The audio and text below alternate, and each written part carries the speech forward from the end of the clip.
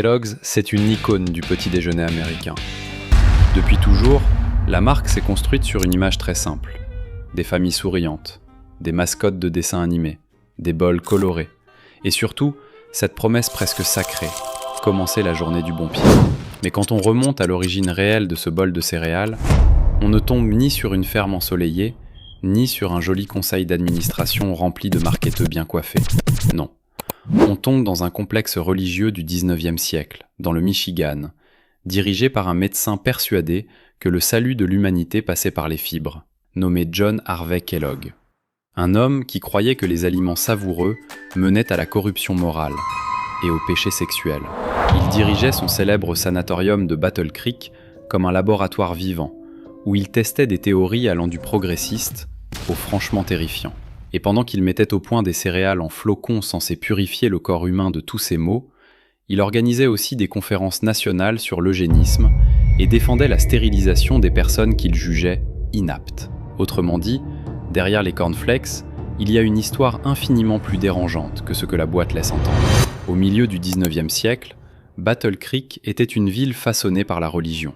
C'était le quartier général choisi de l'église adventiste du 7e jour, dirigé notamment par James et Ellen White. Pour les adventistes, le chemin vers le paradis passait directement par l'estomac. Ellen White prêchait un évangile de réforme sanitaire extrêmement strict. Elle affirmait recevoir des visions divines, lui révélant que la viande, l'alcool et le tabac étaient toxiques à la fois pour le corps et pour l'âme.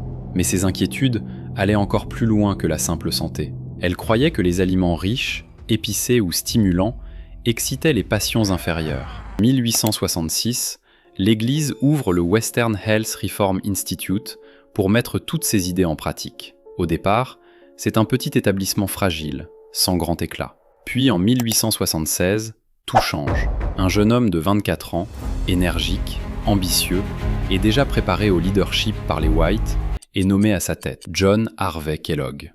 Kellogg est petit, nerveux, intense, brillant, et déjà persuadé d'avoir une mission. Il commence même par faire du rebranding avant l'heure. Le mot « sanatorium » ne lui plaît pas.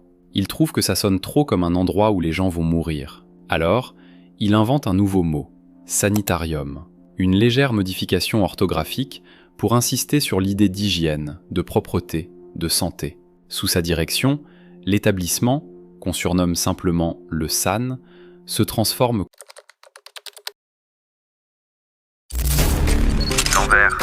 C'est l'envers du décor.